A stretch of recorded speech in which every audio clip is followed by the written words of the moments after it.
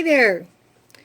I thought today I'd break it up a little bit and tell you one of the amazing stories that I fell into a while back to let you know what can happen if you don't do your homework. I remember warning you when I first started this site to pay attention to what you're doing when you're buying an RV, and this is an example of what happens when you don't do that. So my husband and I were camping at a BLM campground in Central Florida for $15 a night. Beautiful spot, right on water, the whole bit.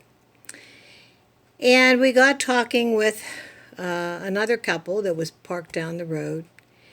And they asked us if we would like to come in and see their RV, which we did. And so the RV was beautiful. It had everything. They paid $250,000 for it, had sold their home to buy it. It was their retirement RV. They were all excited. Except for one thing. They noticed shortly after they purchased it that when they put the slide room out, it tilted. This slide room had all the heavy stuff on it. It had a full-size 4-door standard refrigerator. It had granite countertops, washer dryer, everything you can think of. But the problem was all these things you could think of were on the same side. And the same side of this 36-foot beautiful motorhome happened to be 26 feet long.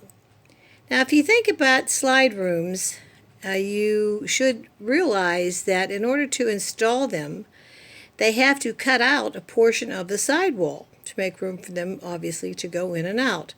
Well, that's what happened here. They had a 36-foot RV motorhome with a 26-foot super slide. And the manufacturer had put all the heavy stuff on the super slide. So when she was cooking, she noticed that,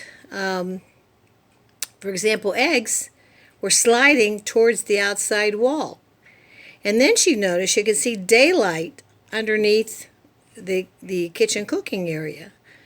So they became concerned. Obviously something was wrong. They looked underneath and saw that the structure was poorly done. There wasn't enough strength to hold the weight of the slide room. So they took it back to the manufacturer thinking he would make it right. Well, he didn't. He took it in, he looked at it, they messed around with it for a while, and after a month or so of doing this and doing that, they admitted that they couldn't fix it. So that was at the dealership. So then they took it to the manufacturer, and the same thing happened. Then they took it to several other places, and the same thing happened. Now understand that they had paid $250,000 for this unit and had lost their home doing it because that was where the money came from. They needed to be able to live in this thing. They couldn't live with it with the slide in because when the slide was in, they couldn't open the bathroom door or have access to other things. So finally, in a state of panic, they called an attorney. He was going to fix this. Well, he fixed it okay. He took him to court, charged him $25,000, and now they're in $275,000. The court didn't even hear the case. Why didn't the court hear the case?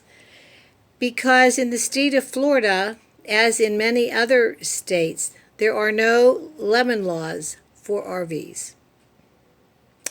So this means that if a dealer sells you something, even if it's under warranty, and something goes really wrong, like what we're talking about here, they don't have to fix it.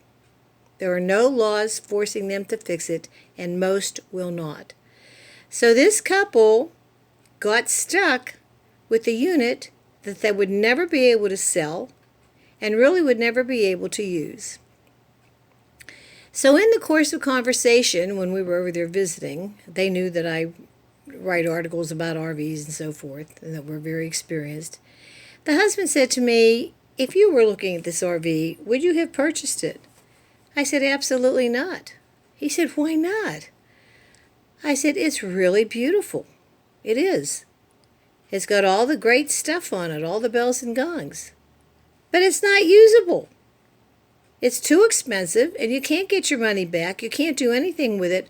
Why would I want to buy that? Who in his right mind takes 26 feet of wall space and fills it with the heaviest possible things that you can imagine, and then expects it to work, especially when they haven't structured it properly? You know, slide rooms have to have supports on them.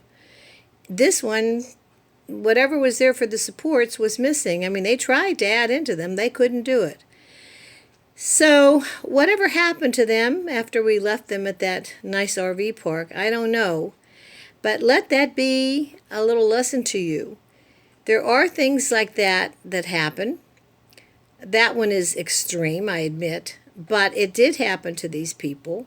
And it can happen to you if you don't pay attention to what you're doing. Always look and see where things are, and always look underneath.